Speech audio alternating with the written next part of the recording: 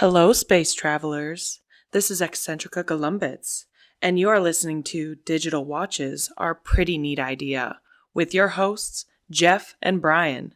The best bangs since the big one.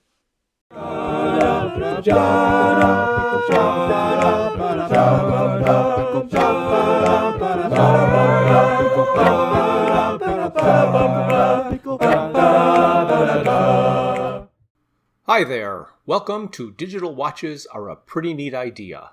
This is Jeff, and I'm with my friend Bryan, and we'll be talking about The Hitchhiker's Guide to the Galaxy in all its forms. But before we do that, let's listen to a message from one of our proud sponsors. This episode of Digital Watches Are a Pretty Neat Idea is brought to you by the Pan-Galactic Towel Underwriters, securing your towel with the Triple P: promotion, preservation, and protection.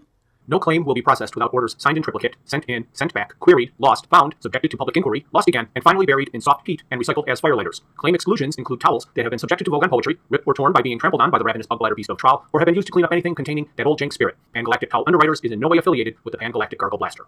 Do you know where your towel is? Hello, this is Jeff. This is the section I like to call, What in Life, the Universe, and Everything Are They Talking About? This is where I will summarize everything we are talking about this episode. I'm going to use this section this episode to tell you about a slight format change and the reason behind it. When I decided to ask Bryan to do this podcast, one of my concerns was that it is not an open-ended subject, or, in other words, there is not an infinite amount of material. I wanted the podcast to last for more than a few months, so we had to stretch it out. Therefore, we decided to do a monthly podcast rather than weekly. Another concern was that not only was it a finite amount of material, but it repeated itself. There was a radio show, a book, a TV series, a comic book or graphic novel, and a movie. All of these have a bulldozer, Vogon, a whale in petunias, and the answer 42. I did not want to do virtually the same podcast 5 different times. Also, our goal of this podcast is to talk, as friends, as if we have read it and discussed it many, many times, because we have, about the parts of the book that entertained us or confused us, rather than telling and retelling the actual story. However, we feel that is unfair to the people who are unfamiliar with the Hitchhiker's Guide to the Galaxy series, who may want to tune in to find out what this whole property is all about. Doing a single summary at the beginning seemed like a good idea. However, we think it will be better, for episodes about the books, to break up the summary into multiple parts and insert each before we discuss that section. This way, those who are unfamiliar with the story will get the basics of what is happening, and those who are familiar with it will have an indication of what part of the book we will be discussing. Thank you. Now, back to the podcast. Hey Bryan, how are you doing today? I'm doing great, Jeff. How are you? Well, I feel like I have deja vu. Didn't we just cover this material? All over again. Yes. Yeah, you know what? And I can't stop thinking about Rula Lenska and Robert Heinlein. Really? How do they go together? Really? Well, I'm sure that Rula Lenska never met Robert Heinlein, but we didn't really talk about this in the last episode, I think. But the voices for the Lintillas was read by Rula Lenska. Correct. And that was mentioned in the audio. And I wondered, did you notice that or remember that name or ever hear that name before? Yes. Rula Lenska is a name that I have heard and know about. I couldn't tell you anything other than secondary phase of what she is in, but it's, in my mind, one of the greatest names ever in the history of names. Well, that it is, but Rula Lenska, and the reason that I remember her is everybody knows, at least everybody of my age or generation knows, like Farrah Fawcett, and the Farrah Fawcett hair thing. Yes. Okay, so that's a little prior to your time. I'm sure you had your own version at your age. Rula Lenska was a Farrah Fawcett type actress. one of the sex symbol actresses. She was. And in fact, and what I seem to recall, and this is what I couldn't get out of my head, is that she did a commercial for VO5. Yes, I remember those. The shampoo. And she said, I'm Rula Lenska and I like VO5. And her hair would flip back and forth through the air. And too bad this isn't a video podcast so we could watch you shaking your head.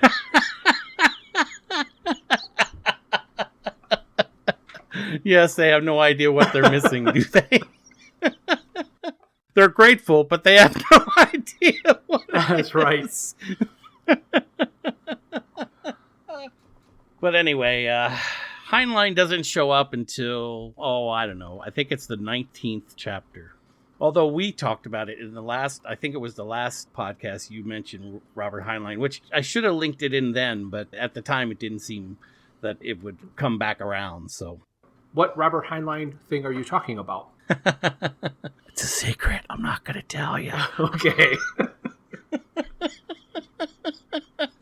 No, it's funny. It's just that Robert Heinlein was the inspiration, as it turns out, for Tribbles. Oh, I had no you idea. would love to hear about that. You're going to find a way to work Tribbles into every episode.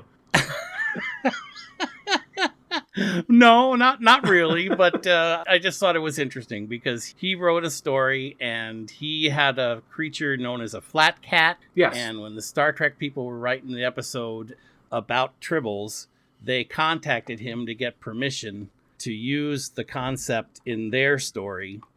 And his only requirement was that he got an autographed copy of the script. Oh.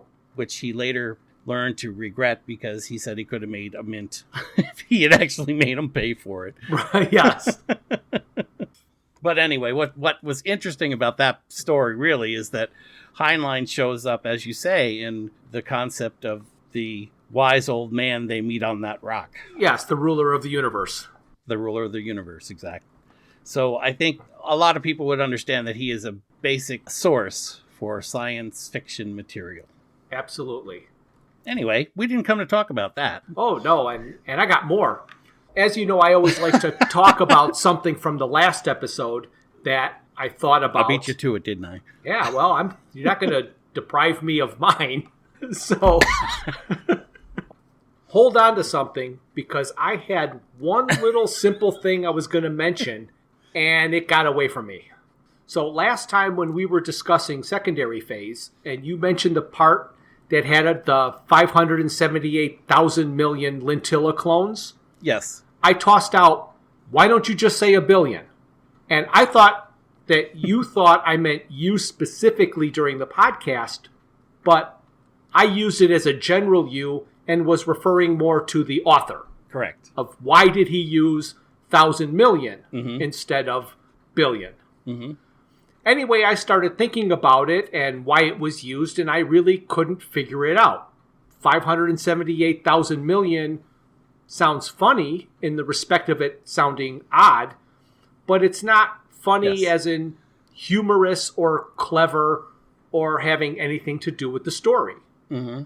I did a little searching on the internet, and by a little, I mean a little, because what I was finding was giving me a headache. Oh, okay. So I quit searching really fast, but what I got out of it was this. Back then, it may have changed a little bit now, but back then and definitely before then, the numbers that we call a billion and a trillion in the US are not or necessarily the same numbers in the UK. Oh, really? 1,000 million in the UK used to be called, or is called by some people, a milliard, as in the milliard gargantubrain. Okay. So it goes 1,000 million, milliard, billion, trillion. Wow. So they add something in there that we don't have, so they don't match. So if he just said a billion, those are two different numbers in the US and the UK. But it doesn't really make any difference. It's just a great big number. Yeah. Well, that's cool. All of the research about this happened because I had a stupid joke go through my head of which I thought would be hysterically funny.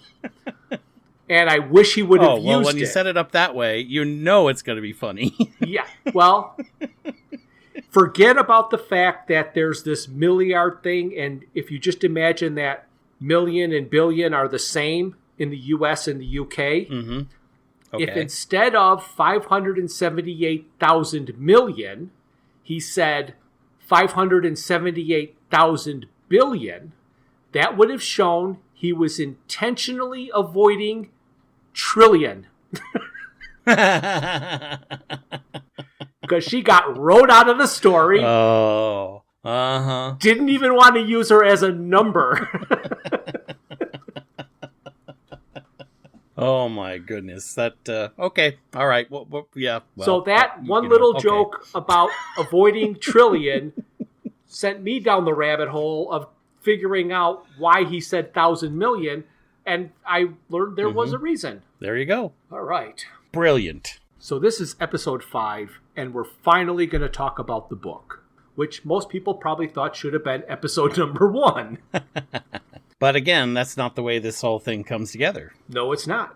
Since this is the second time through this material, I've already stated many of my favorite jokes. There will be many more. I'm going to try to not repeat myself, and I hope to concentrate more on things either not in or that I did not mention when discussing the audio version. Okay. Yeah, this is going to be a bit of a challenge, but I look forward to it. Summary, Part 1. Arthur Dent wakes up to discover his house is about to be knocked down to make way for a bypass. He attempts to stop it by lying in front of a bulldozer. His friend, Ford Prefect, who is not from Earth, convinces Arthur and the foreman, El Prosser, to switch places in the mud so he and Arthur can go to the pub. Ford tells Arthur the Earth is about to be destroyed by Vogons and takes him with him as they hitch a lift off the planet with those destroying it. I want to start with this specific joke. The reason I like many of the jokes in this book is because they are not predictable. You don't see them coming. He's sending you down a road and you kind of have an idea of where it's going, and then as soon as he gets to the punchline, it's a left turn.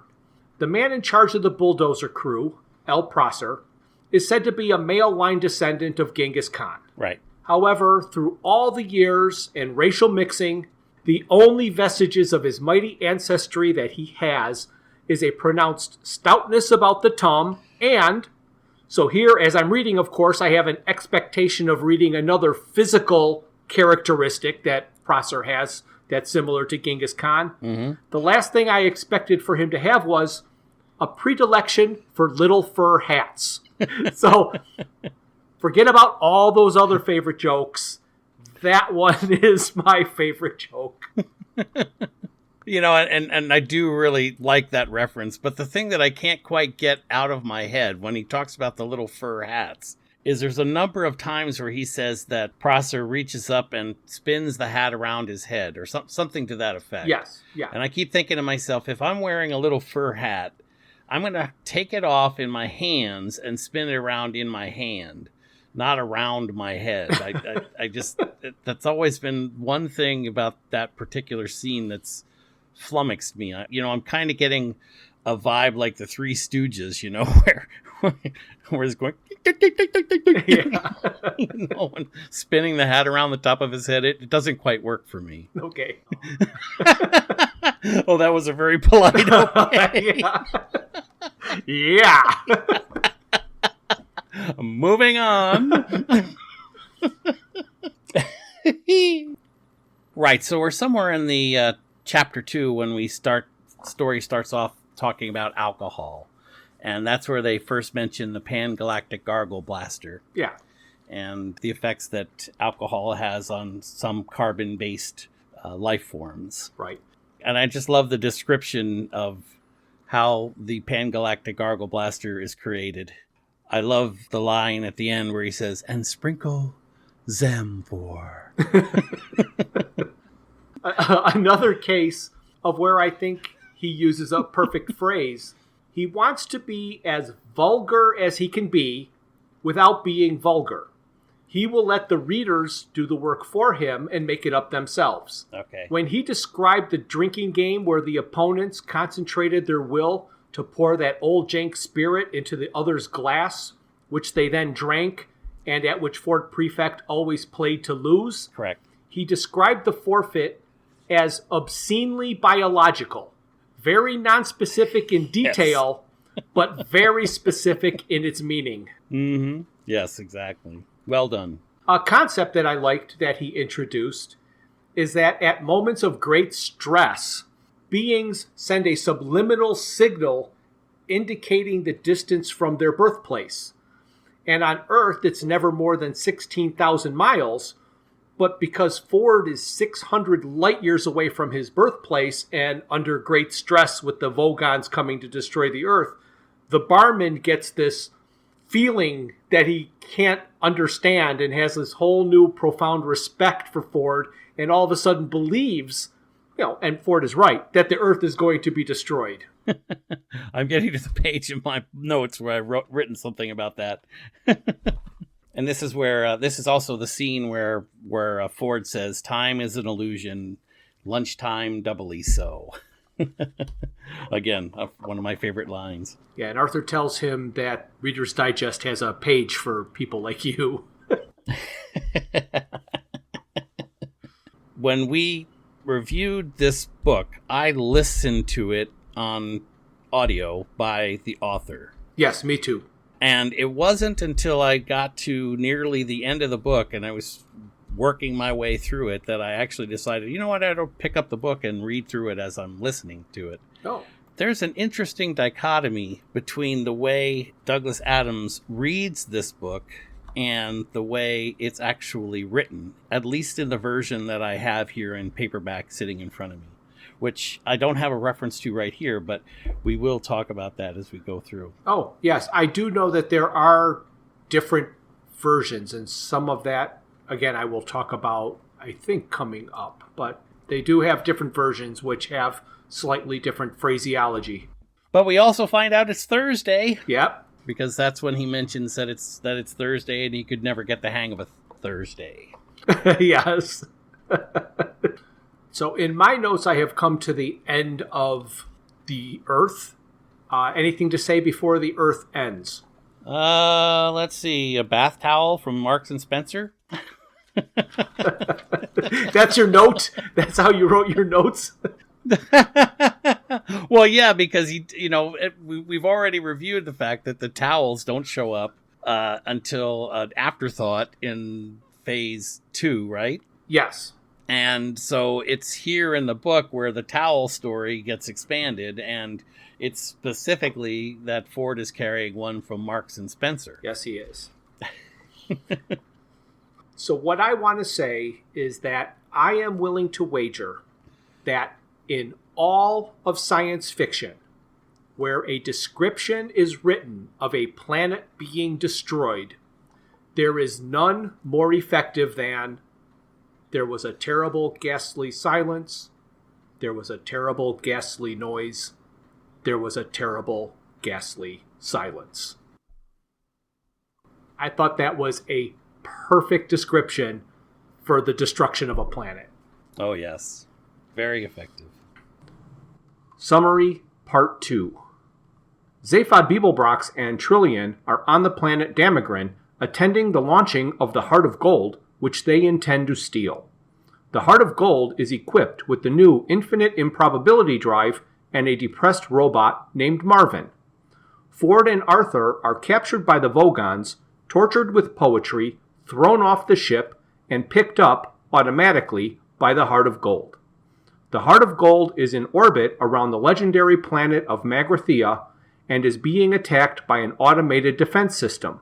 In desperation, Arthur activates the Infinite Improbability Drive, and the missiles turn into a bowl of petunias and a whale.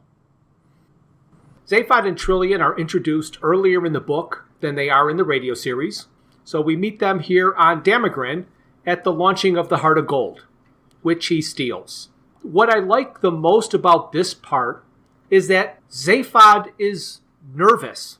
He's got anxiety about this whole thing. Mm-hmm. In anything we've ever seen previous, he just seems like he's this carefree, not a worry in the world, just do what I want, no consequences. The book says that his outside appearance is overly relaxed, but inside, his nerves sang shriller than a dog whistle. And later, that at any moment, he might scream. So it was nice seeing that Zaphod actually is affected by everything that's going on and everything that he's doing, because that does not come across at all in the radio series. No, you're right. That doesn't. No, it's not really part of what they talk about, or that it's his 200th birthday. Right. Coincidentally. And here they also mentioned that he had the third arm attached to improve his ski boxing. Yes, yeah.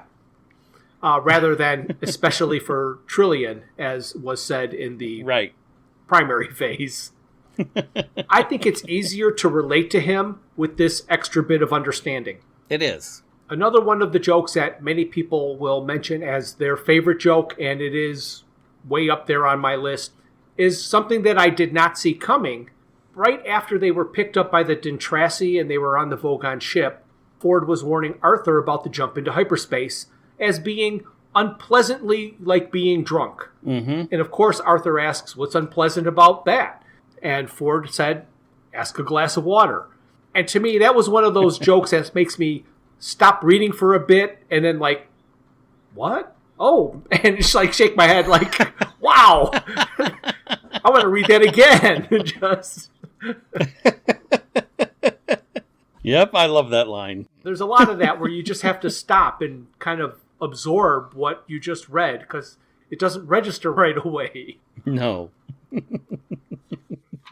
Oh, I also wanted to point out, just as a aside here, really, and we talked a little bit about this, I think, when they talk about Zaphod visiting Earth, they do mention that in this chapter, and they say that he went incognito. Yes. And I've always wondered, I think we've had discussions about, I don't know whether we've had this on our podcast or not, but we've had discussions about, well, how is it that he isn't extremely obvious with 3 arms and 2 heads? I mean, we're eventually going to get into it. The TV show and even I think the movie shows his second head is like retractable in the movie, and in the TV show it's oddly weird. It's like a paper mache. Yeah. He disguised himself in some form is really the only point that I wanted to make about that. Right. Well, because if he did have 3 arms and 2 heads walking around Earth he'd have to go It'd be a little bit difficult. Yeah. For some reason, another little bit that I really latched onto as a favorite is when it talked about space being big, really big. It says after they settle down, there's a part about the beautiful planet of Bethsalaman. They were so worried about the cumulative erosion from over 10 billion visitors a year that any imbalance between the amount you ate and the amount you excreted was surgically removed from your body. And if that wasn't bad enough, they say, so every time you went to the bathroom, it was vitally important to get a receipt. That whole concept just absolutely floors me. Mm-hmm. Right. So in this area, we're also talking about the Vogons and their dedication to the Galactic Civil Service. And one of the things that they also talk about here is they talk about Ford's name. Yes. And what's interesting to me about that is this is where I know we had a conversation about, they make a comment in the phase 2 when Marvin arrives at the Hitchhiker's Guide lobby and they say that he's been unable to adequately explain how he got there. Right. Well, that's a reference to Ford and Ford's father, where during the collapsing Harung, which he escaped from, Beetlejuice 5, I believe it was, he's never been adequately or satisfactorily able to explain what a Harung was and why it chose to collapse. That's right. And that reference became a little part of Marvin's story in the radio show. Right. And I knew it was out there somewhere, and I still think it's funny that all the kids called Ford Ix, when he was a child, because that Ix translates as boy who is unable to explain what a hurung is, nor why it collapsed on Beetlejuice. Actually, I wrote 7. Is it 7 or 5? I don't know. One of the two. Right. Yeah. It says, was it like a 2 or 3 word name? And it means it's like a long sentence. Yep. I've given this book to many, or at least asked many people to seek it out and read it. Mm-hmm. Afterwards, I would normally ask them how they liked it. Obviously, I got varying responses, pretty much no matter what the response was, but definitely if the response was just, it was okay, I would ask if there was anything in the book that they did like and stuck out to them. Mm-hmm. As you know, I have many favorite jokes in the book. And usually their answer would be one of the jokes from that list. Right. I had my mom read the book. Okay. And she said, oh, it was okay. It's just, it's not for me, but, I know it's a thing you like, or all that kind of stuff. Probably said something along the line of being childish. So I asked her the question about a favorite part. And she said there was one. Mm-hmm. And I was like, oh, what was it? And I was just like ready for one of the standard answers. And that's not what I got. So I will read the excerpt of the joke that my mom said was her favorite part. When the infinite improbability drive was activated for the first time by Zaphod and Trillian that ended up rescuing Ford and Arthur, all sorts of other crazy things were happening all over the universe due to its activation. One specifically was that 239,000 lightly fried eggs materialized in a large wobbly heap on the famine-struck land of Pogrel in the Pancel system. The whole Pogrel tribe had died out from famine, except for one last man, who died of cholesterol poisoning some weeks later. Oh, that's a deep cut of all the things in the book. That's the one that resonated with her. Now, she was a nurse. Makes sense to me. Being a nurse, it makes sense how Yes. cholesterol poisoning is funny. Oh my gosh, that's fantastic. I think I was in some kind of stunned silence for a moment after she told me. It's not that I didn't think the part was funny, but like I said, it's what I would consider a deep cut, not the average person's first choice. So it is now officially on my favorites list. Okay, let's see now. That's favorites 1. Yes. I also love it when they say here, and I think it's probably said in a couple of different versions, but when they're talking about Vogon Jeltz, it says here that he's always vaguely irritable whenever he has to demolish a populated planet. Right. But it is interesting. They don't talk about Gag Halfront that much. No, they don't. I do have a bit here about technology. It's funny how it is predictive and antiquated at the same time. Like we said before in another podcast, they're still using audio and videotape. And Eddie spits out ticker tape as he speaks. So as Eddie the computer is talking, there's paper just going right into a garbage can. But at the same time, the guide is technically an ebook reader, and the radio on the Heart of Gold has gone beyond touchscreens to motion sensitivity. Right. So you have to hold really still, make sure you don't change stations. Right. Which was funny to me in just, they've gone beyond touchscreens to motion sensitivity, and touchscreens are horrendously sensitive. Right. If you've ever tried to hand your phone to somebody and say, here, look at this, when they get the phone, it's gone. Just that Right. whatever little touch hits the side of the screen totally wipes out everything that you had up on the screen. So I can only imagine what it would be if it was just in-air motion sensitivity. Well, man, you can really get a feeling for where it's going if you've ever put on one of those VR headsets. I don't know if you've had the opportunity, have you? Yes, I picked one up for some other reason that isn't going to work. I want somebody to invent an app that will take your cell phone and no matter what's on the screen, divide it up into two so you can read email with the VR screen. And the reason... Okay. And not that I want to read email, and I'll even give you my purpose. So for those tech people out there who want to invent something, here's a need. My wife Denise does her horse riding lessons remotely. She gives them and she also gets them. So she teaches a woman in Washington State and she takes lessons from a woman in California.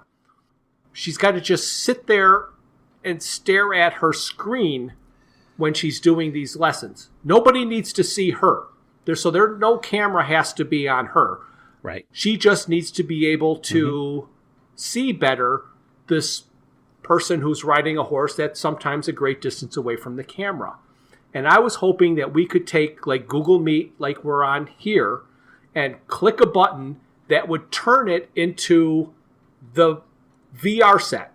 So she could put the VR set right on her head and watch a Zoom meeting or a Google Meet meeting like full screen, like right there, not the little computer screen in front of her, but just right there in her face. And as she turned her head, she could see side to side because it's only a square on the phone, but it's actually going to have more to the left and the right.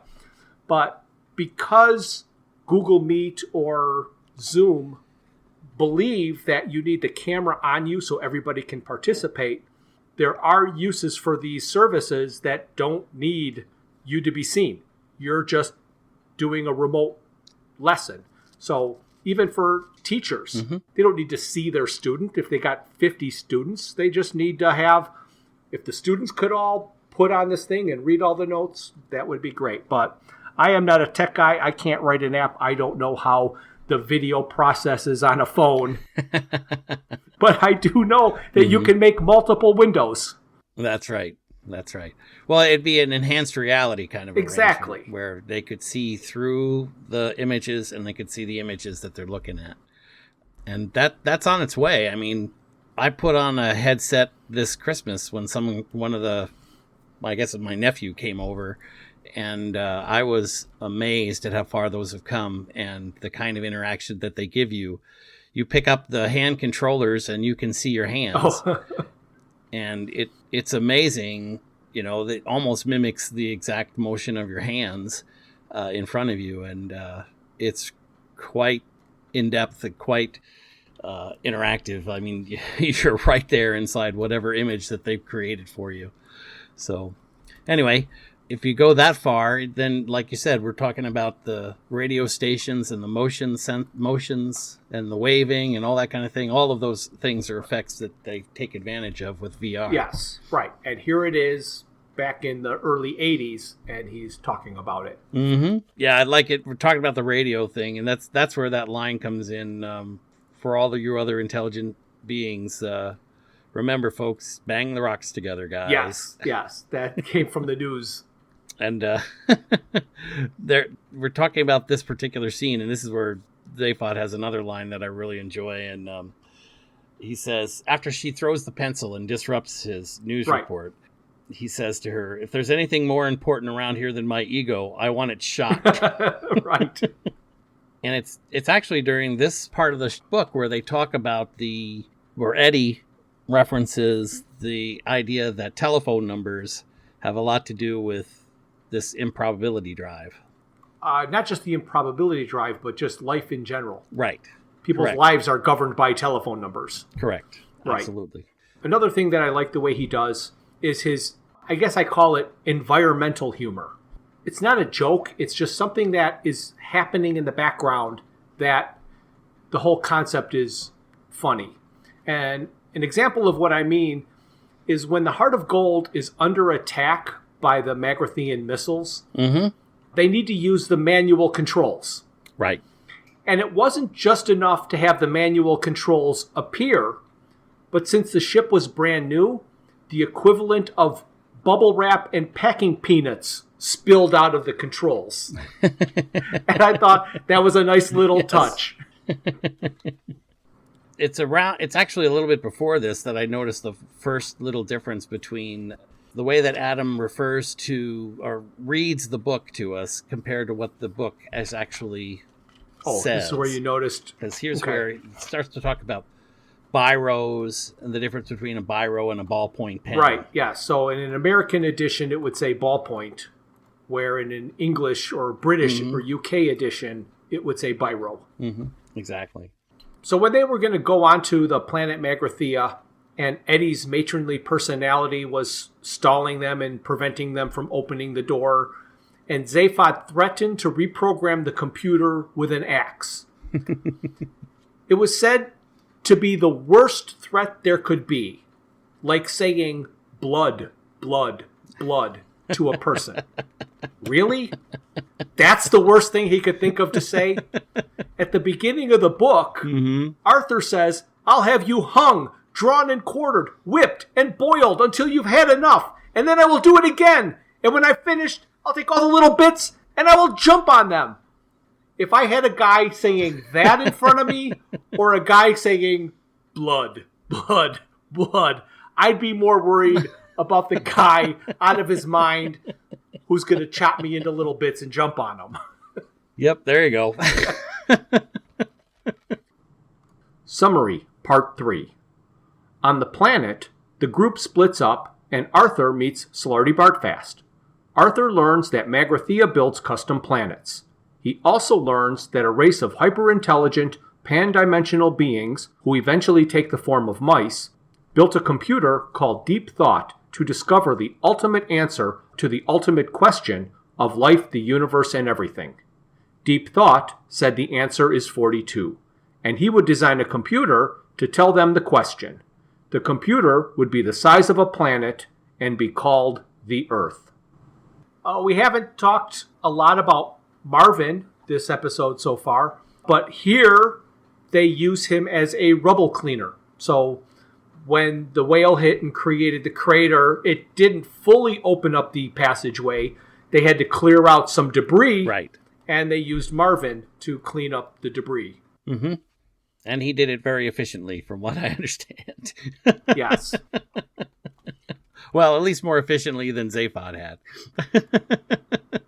More of his prose that I really like. And after I read things like this, I try and dissect in my head and figure out why he wrote things the way he did or why he put in things that he did. So it says, Arthur was traveling in the air car, with Slarty Bartfast, and they come to the portal to the factory floor. Right. It is a disc of irritating light that played tricks on the eyes, and Arthur guessed, quite wrongly, that it might be ultraviolet. It would have been enough just to describe the disc of light. He had to say that Arthur guesses wrong about it. It keeps you off balance. It's throwing things in to see if you're paying attention, and it never says what it was. It's like, yeah, exactly.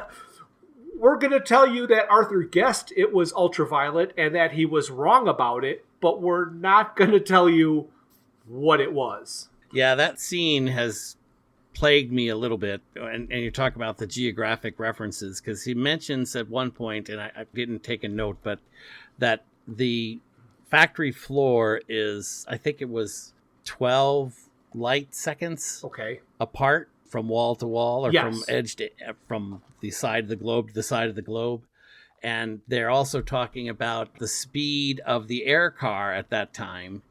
And he says that the air car is going at 3 times the speed of sound. It would take a long frickin' time for Slarty to cross across that 12 light seconds of time to get from one side of that globe to the other side of that globe. So there's definitely a disconnect there in my mind that I can't quite get over. But later on, they talk about the velocity of the air car being, what R16 or something? Right, yes. Where it's just entirely too fast. Yes. So, I'll give him some slack on that one. Right. Yeah, I did like his use of the R as in like relatively safe or something like that. For the conditions. It wasn't how fast it's actually going. Exactly. It's how fast it's going in relation to how fast it should be going. Another concept that I liked how he said was that the sphere that was 12 light seconds across or whatever gave the impression of infinity better than infinity. Exactly. I do like that quite a bit. I will start by saying that I've always really liked Slarty Bartfast. Yes. And I'd also guess that he's a favorite of many readers. Mm-hmm. So how do you feel about him? Oh, I really enjoy the conversations that he has, and just the whole concept of Slarty is a good one. And it's hard to imagine a story without some foil like that. I want to present examples of his behavior in this book that paint a different picture of him. Okay. When he first meets Arthur, and Arthur tells him that the missiles were shot at him, Slarty Bartfast looks at the carcass of the whale in the crater, chuckles slightly, and brushes the whole thing off. Oh, they just take the occasional pot shot. They shot missiles, and if it wasn't for the infinite improbability, it's not like the missiles always miss. If it wasn't for the infinite improbability drive, they'd be done. He could care less. That wasn't bad enough. Mm-hmm. In his study, which was a total mess, he explained to Arthur that due to a malfunction of life support, the cleaning staff all died 30,000 years ago. Yes. And the only thing that concerned him about that was who was going to clear away the bodies, because they were the cleaning staff. And they can't clean anymore. And of course, he's helping known fugitives. Mm-hmm. So Slarty isn't all this good guy. No, but he did threaten Arthur's life. Yes, he did. Yes. You knew he was dangerous. That's right. He was going to make him late. But, and again, you got to applaud Adams here, because he put that in there as a direct reference, I think, in my opinion, to the Gulga Frenchums. I mean, who else died in the Gulga Frenchums but all of the telephone sanitizers? The cleaning staff. So they got rid of a useless third of their population. So until they're affected by the things that happen in their real life, they don't care too much about those individuals. Yes. Okay, so right before Arthur gets together with his group of people, that's Trillian and Ford and Zaphod, they're stuck in what they're calling the catalog, which is the catalog or a VR simulation of all the different types of worlds and such that can be built by the Magrathians. Right. One of the things that I liked, of course, is there's a previous reference to dolphins being, what were they, the second most intelligent beings on Earth? Right. But at one point, all of three of them are standing in a big, huge pile of fish. And they say some people like the oddest things. And I can't stop thinking about, well, if I were a dolphin, that'd seem like heaven to me. That's right. It's really kind of interesting. They also bring up in the book an area that they really don't discuss in any other place that I'm aware of. That's where Zaphod talks about his experience with Uden Vranks, the prior president. And he says that they are, in fact, semi-cousins. And they discuss at some length, or he discusses at some length, what caused his disconnect between what he is actually doing, which he doesn't understand, and the results that he's getting, which he doesn't know he wants. Right. So it's just interesting that there's a tie-in there while they're all standing around watching all these odd types of planets being projected through them and onto this area where they are being held captive. Yeah, and that Uden Ranks was like a freighter captain or something, and Ford broke into it with Ford to steal candy. And then they got beamed into prison or something. Yes, exactly. And that's a very interesting story. And it's only here in this book that part of the story is actually laid out. Summary, Part 4. The mice want Arthur's brain because, since he was on Earth when it was destroyed 5 minutes before the computer program ended, they believe the question is in his brainwave patterns. All of a sudden, the intergalactic police catch up with Zaphod, and the Magrathian security forces are trying to apprehend Arthur for the mice. Slarty Bartfast helps the group escape from the Magrathian security, and Marvin helps them escape from the intergalactic police. They all fly away on the Heart of Gold, and Zaphod realizes that he is hungry. All right, I have a part here that I want to talk about, and I'm not sure how to set it up because it's an armchair quarterback or a hindsight is 2020 type of thing. Mm-hmm. Here's where I noticed a missed opportunity. Okay. I mean, everything that he writes is brilliant, and in no way, shape, or form am I going to say that I could do a better job, because absolutely not. But after my 20th time reading the book, I saw something that I was like, oh, he missed this. He could have put in something that would have closed a loop in the book that he closed in the radio series. In the radio series episode where the missiles turn into a whale and petunias, due to the stress and anxiety, they had to reveal that somebody bruises their upper arm. Right. And like here in the book, they also did the same thing. If you listened all the way through to the post-credits, it is said that Arthur bruised his upper arm. Right.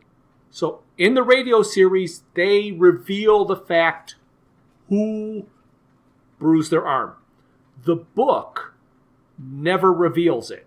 The book never says it. Right. However, there's this part after the mice and after everything, when all the alarm bells are going, Arthur has declined selling his brain to the mice, and he and the group were trying to escape.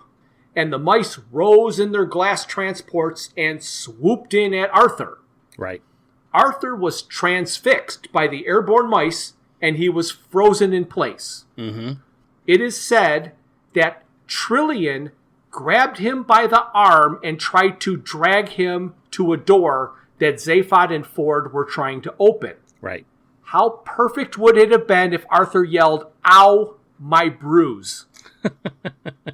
There's an opportunity to throw in who bruised their arm if you were paying attention, and it was missed. And the "ow, my bruise" would have snapped him out of his being transfixed by the mice in their transports, and then they could have escaped. So, I don't know, that's my thing that I saw, and I'm like, oh, I can make it better. Oh, there you go. I do actually think that there's two other things in this particular part of the book that I thought were interesting. Is when Broomfondle and Magic Thighs are discussing why they want the computer shut off, they say, for one thing, if it goes about proving that God exists and then gives you God's phone number. I don't know if you picked up on that one. It's another phone number. Yep, the phone number. Because I thought, of course, that that's another episode or another aspect where the phone number and probability would fall into it. And I thought that was an interesting little add-on. I think it's only there in the book that they say that, because I believe they say address in the radio show. Oh, I'm not sure which it goes, but I do know I heard it in the book. Right. And the other thing that I think is interesting was, and we talked about this too when we were talking about the radio show, is that in the book, Slarty Bartfast explains the first part of the story himself. Right. At the end of the chapter, it says that that's basically how he summarized it, or something like that, to say that he explained it. And then in the next chapter, chapter 27, that's when Arthur is hooked up to the Senso tape, where he experiences the second part. Like surround VR. He becomes part of the scene. Exactly. Yes. Yeah, but I think it's hysterical that he basically grabs two naked wires, one in each hand, and that's how he gets connected to this device. But anyway, that tickled me quite a bit. It's during this part of the story where Benji and Frankie are talking about what they might do and how they might come up with an answer that's going to work, where they mentioned that it was by merest lucky chance that they were off the planet on vacation when it was destroyed. And that they then were the tools used to get to Magrathea. They say that Magrathea is a gateway back to their own dimension. So they needed to return to Magrathea in order to return to their dimension.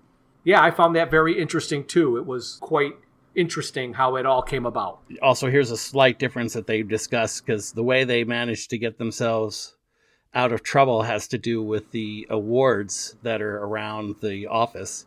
And right. The spoken version, they refer to them as perspex blocks.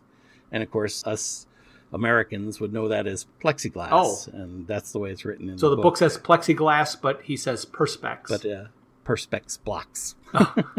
Which I think is interesting. Yeah. The other thing, this is way back, since you're talking about the difference between the English versions, or the UK and the US versions, there are some editions, not very many, but some, and this has always confused me as a kid, and I never understood it, and it was only later as an adult that I finally figured it out, and it's actually visually less funny to me than it is in reality than what I had in my mind. But there's that whole, after God disappears in a puff of logic, he decided to prove black was white. Yes. And got killed at the next zebra crossing. Right. Which is a pedestrian crossing. So there are U.S. versions that say pedestrian crossing rather than zebra crossing. And as a kid listening to zebra crossing, I didn't understand that in the UK, the pedestrian crossings with the white lines, they actually call zebra crossings. Oh, see, now I had no idea. I just learned something myself, Jeff. I literally thought they got killed by a herd of zebra crossing the road. Me too, because where we live, there are all kinds of deer crossing signs, and I just thought it was a zebra crossing sign. But a zebra crossing is the striped pedestrian crossing in the UK. So that is another one of those Well, there you go. cultural differences that you find out way long after you've established in your mind what it means. Oh my gosh, I didn't know that. I really didn't. I always assumed it was a bunch of zebras ran Even into though them. I know he means a pedestrian crossing, I still visualize a guy getting run over by a herd of zebra. Because it's funnier. It is funnier. And it makes less sense, which goes better with this book. Mm-hmm. Right. That's interesting. The ending of this book is much different than the radio series. Yes. In one of the footnotes in the book of the original radio scripts, I read that he ended the first season like there was not going to be a season 2. Mm-hmm. And so that's why he had to do all of this You Got Luckies to find that second season and figure out some way to bring the characters back. The second season ended like there was going to be a third season, but there wasn't back then, since they have added one, but he didn't get one back in the 80s. Mm-hmm. So I guess he figured he should end the book leaving an easier opportunity to continue, which was they've split up the group and the Heart of Gold is off with Arthur and Trillian, and Zaphod and Ford are stuck back on the asteroid with the person who rules the universe. And this is where we learn Marvin's true usefulness to the group. Yes. This is where he does a little of the subtle joke-telling with a purpose that I admire so much. Mm-hmm. So when he is describing the police vehicle next to the Heart of Gold, he mentions the stenciled lettering of various sizes. Right. He said it informed anyone who read it where it was from and what section of the police it belonged to. And all of that makes perfect sense for a police vehicle. Mm-hmm. And we habitually read it on every police vehicle that we see. Right. He then throws in there's lettering where the power feeds are connected. Right. And we chuckle because even though on a vehicle like that, there would be power feeds and there would be small lettering telling you what the feeds were, you wouldn't mention it as part of telling somebody what was written on a police vehicle. No. Unless it was very important to the plot and Exactly. Marvin was going to save the day by talking the police vehicle to death. Literally. Mm-hmm. Right. Exactly. The police vehicle commits suicide after speaking with Marcus. Yes. And then because they were keeping the cops alive who could not breathe the atmosphere at Magrathea, Mm-hmm. that's how they were able to get away from the cops and everybody escaped. And of course, the Magrathean security force was taken out by Slarty Bartfast with the Perspex blocks. award. Right. Yeah, and this is just the last little bit of it. Again, they refer to the device that the cops are using to speak to the group as a hailer, and in the book, it's referred to as a bullhorn. Oh, really? Again, another American English version. Yeah, I didn't do the read along with the audiobook. I've got a copy of the book here that I flip to when I'm writing my notes and I need to make direct quote references, but I've not seen hailer versus bullhorn. Yep, that's in there right at the end of the book. So this is one of the other interesting things that I found out during this part of the episode, and we've talked about this before a little bit about the passage of time. Right.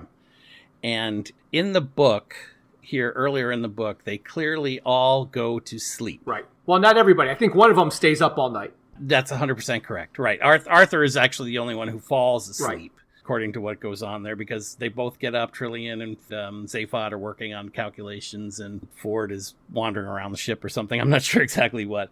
But it's when they wake up, or actually when Arthur wakes up, is when Trillian makes the comment that it's dawn, or it's about to be dawn on Magrathea. Correct. And I know we've had a discussion about that. And that's just a reference to time having passed. So in my mind, that means it's Friday when they get to Magrathea, well, at least on Earth Friday. Right. We're not sure how many days there are in the average universal calendar or how long they are. And that's what comes up here right at the end. I don't know if you caught this or not, but as they are leaving the planet, we are told that the sun is setting again. Because it was setting. No, I'm sorry. No. I did that wrong. No, we are told that it is morning, that the sun is rising. Okay. Because it was setting when Slarty Bartfast met Arthur and brought him into the planet. And they did everything with the mice, and then they came out. And when they came out, they mentioned that the sun that it was morning, that the sun was rising on the planet. It was morning. So they spent all night, all Magrathean night. Here's something that we didn't mention that I want to throw in there. This book ends very abruptly with a throwaway line of Zaphod just going, "Let's all have dinner at the restaurant at the end of the universe." Just out of the blue with no context, and it's very disjointed. It is jarring. My understanding is that the editors were so upset at how past his deadline that he was, they sent an assistant or somebody to his house to stand over his shoulder, and on a particular day, at a particular time, he was going to take the manuscript for publication regardless of where he was. Sounds about right. So he had to end it. So that's why It just seems to be going on, and then it ends. And then there's this throwaway line that doesn't really mean anything. Mm-hmm. It sets up the name of the sequel of the book. It does. But it certainly doesn't start where it ended. Correct. All right, look at this. We have come to the end of the first book. Oh, yeah. Absolutely. So our next podcast will be about the 1980s Infocom text adventure game. And if you want to check it out and play it for yourself in advance, there is a 30th anniversary edition available on the BBC website. So, say goodbye, Bryan. All right, Jeff. I'll just say goodbye. Goodbye. Thank you for listening to Digital Watches Are a Pretty Neat Idea. Look for us the first Thursday of every month for a full episode. We will also release a bonus episode later in the month. A very special thanks goes out to Luke, Max, Greg, and Tim Lesnick for arranging and performing our opening theme. We would also like to thank our talented friends and families for their voice work on our introductions and commercials. For this episode, a special thank you to Carly Rounds for portraying 2/3 of Eccentrica Golumbits for our opening. Visit our website at digitalwatchesareapretyneatidea.buzzsprout.com, where you can find links to all my Hitchhiker's Guide to the Galaxy inspired t-shirt designs. You can find us on Facebook and YouTube as Digital Watches Are a Pretty Neat Idea, and on Twitter at WatchesIdea. If you'd like to contact us, our email is digitalwatchespodcast@gmail.com.